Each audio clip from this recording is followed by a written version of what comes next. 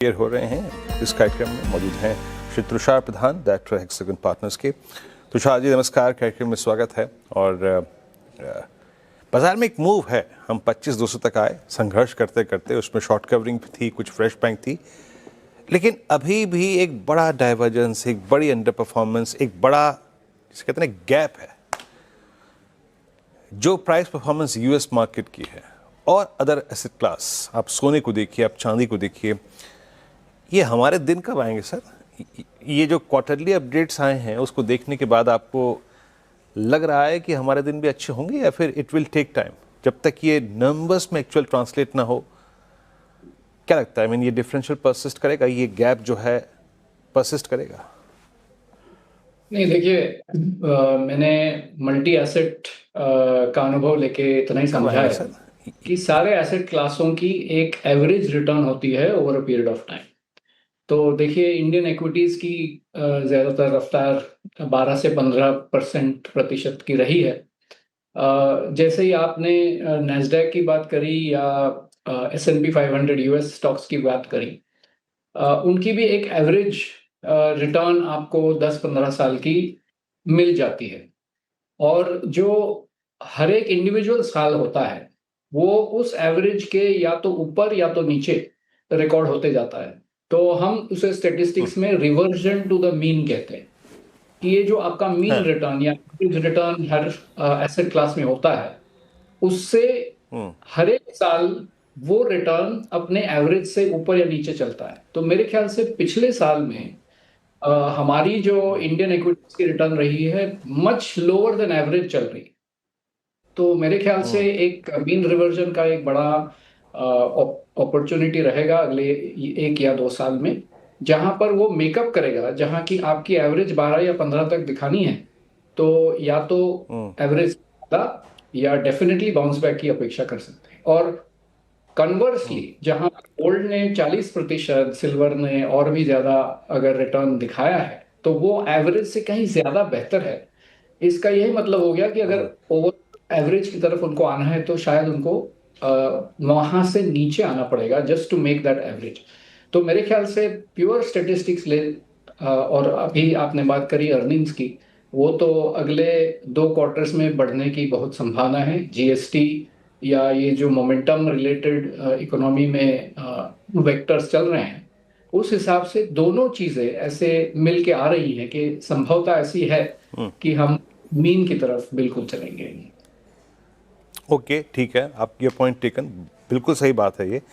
But on the way to this mean reversion, मतलब जब ये होगा रिवर्जन, है ना, आप अपने लॉन्ग टर्म एवरेजेस को जब रीगेन करेंगे तुषार जी, दूसरी बात आपने कही कि अर्निंग्स में मेरे को सुधार आने की बहुत पॉसिबिलिटी लग रही है अगले 2 क्वार्टर्स में।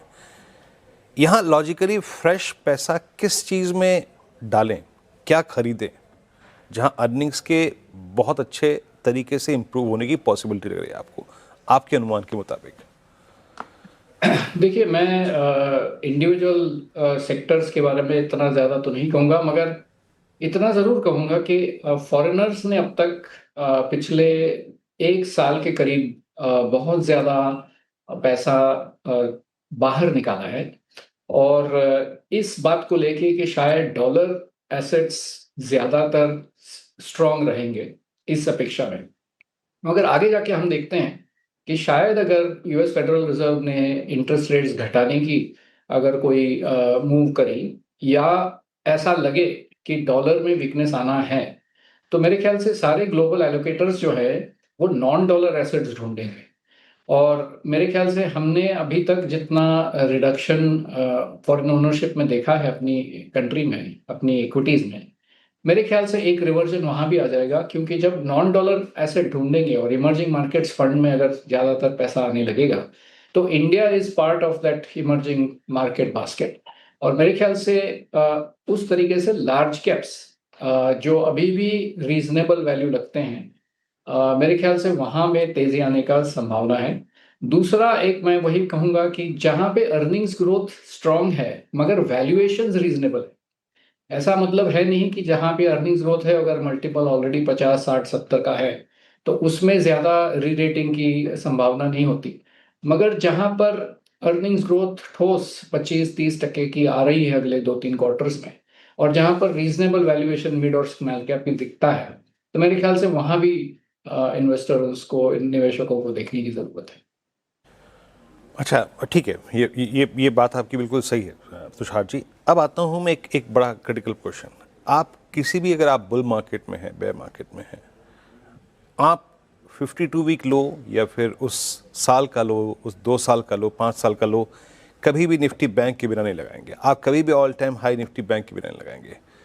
जिस प्रकार के क्वार्टरली अपडेट्स बैंक के आए हैं सर, और बैंकों के क्वार्टरली अपडेट आने से पहले पीएसयू बैंकों की तेज़ी, क्या लग रहा है जिस मीन रिवर्जन की आप बात कर रहे थे उसमें बैंकों का क्या क्या भूमिका होगी आपके पोर्टफोलियो में इस वक्त? बैंक्स का हिस्सा कितना होना चाहिए? देखिए, बैंक्स का मैं कहूँगा कि एक एक उत्तर नहीं हो सकता, क्योंकि इसमें हम स्ट्रॉन्ग पब्लिक सेक्टर बैंक्स एक ग्रुप ले सकते हैं, medium size public sector banks एक दूसरा ग्रुप ले सकते हैं, एनबीएफसीज और प्राइवेट बैंक्स का एक दूसरा ग्रुप भी बना सकते हैं, कि इन सारों का जो फंडामेंटल ग्रोथ है वो थोड़ा सा अलग है।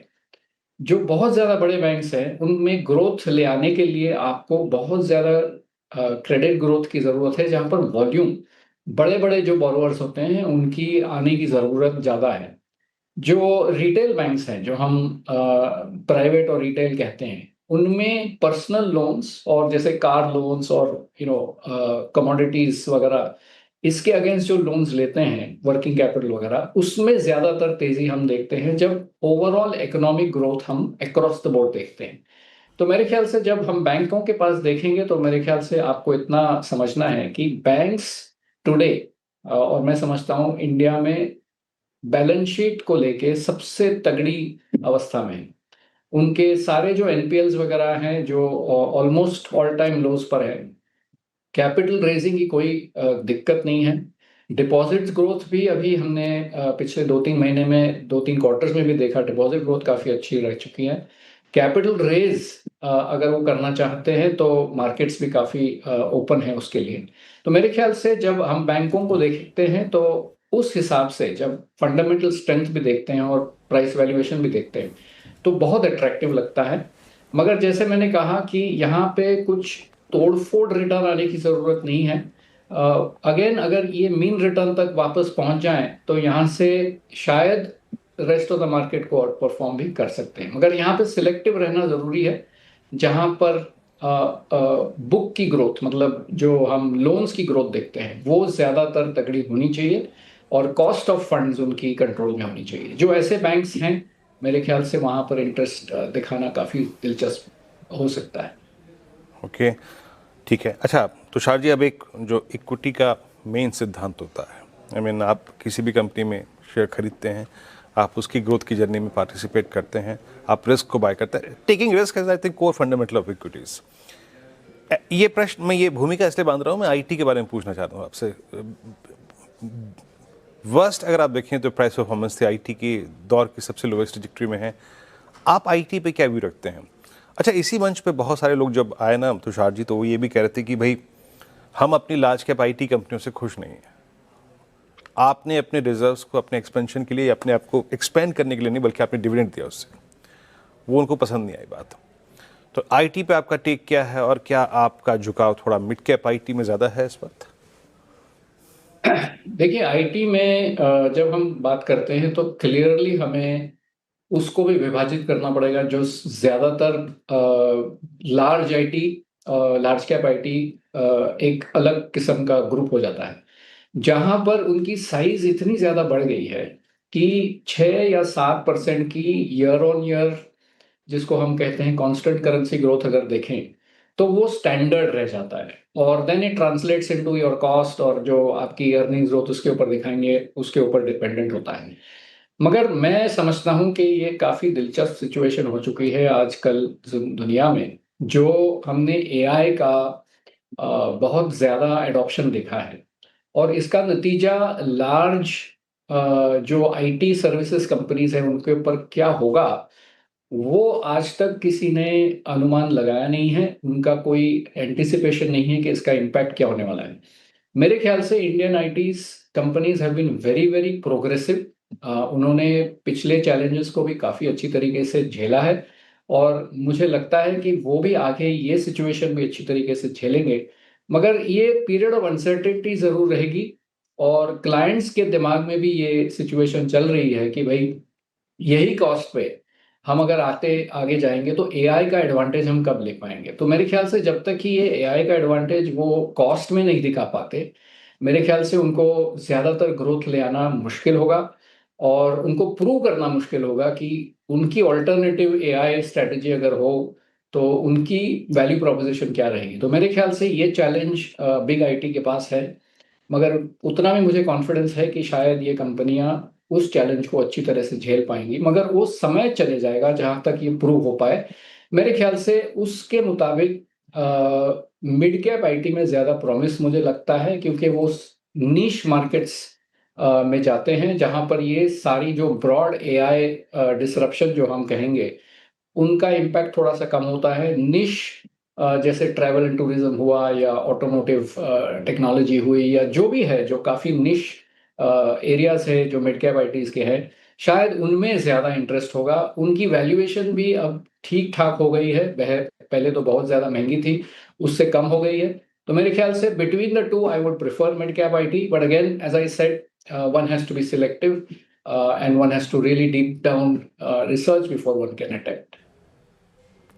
ओके तो शाह जी बहुत बहुत शुक्रिया। आपका झुकाव है मिड कैप आईटी की तरफ, ये क्लियरली अगर आप देखें आपकी बात से स्पष्ट है। बहुत बहुत शुक्रिया आप इस कार्यक्रम में शामिल हुए, सभी सेक्टर्स पर अपनी राय रखी आपने तुषार जी। It's 25145 Nifty